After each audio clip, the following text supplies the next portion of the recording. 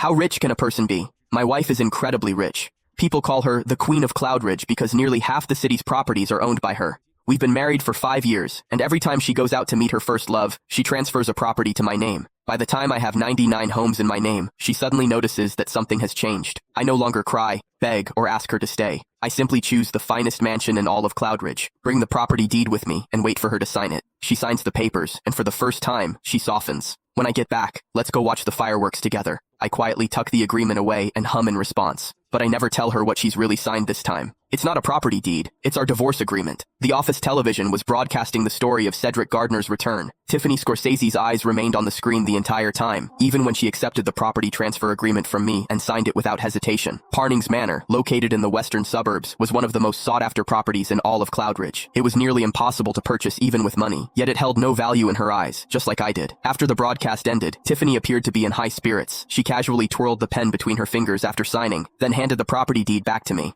I must have transferred over 60 properties to you by now? You're basically a little tycoon, she joked. The delight in her tone was undeniable, but it had nothing to do with me. It was all because her first love was coming home. I stood in front of her and simply nodded. The mansion in the western suburbs has a view of the ocean. I really like it. Back when she was pursuing me, I had rejected her 99 times. Her persistence never wavered. After her 100th confession, we got married. But her love didn't last long. It disappeared the moment Cedric returned to Cloudridge, and that day was also our first wedding anniversary. I had been basking in the candlelit dinner she had prepared just for me, waiting with quiet joy for her to come home. Instead, what arrived was a property deed and a brief apology. I'm sorry, Matthew. I missed our anniversary. Will you forgive me? I chose to ignore the heavy scent of an unfamiliar cologne clinging to her skin, and for the first time, I told her I forgave her. To make things fair, I told myself I would forgive her 99 more times. Then came the second time, the third, the fourth. Throughout our 5-year marriage, she left me time and again to be with Cedric.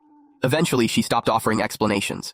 Before going to see him, she would simply hand me the deed to a new property. From the 1st to the 99th, I forgave her every single time. Now, this was the 100th. But after this, I'd no longer need to forgive her. That realization made me smile. I looked at her calmly, no longer weighed down by emotion. She froze for a brief second, then averted her eyes. At that moment, I saw something unusual in her expression, a hint of reluctance.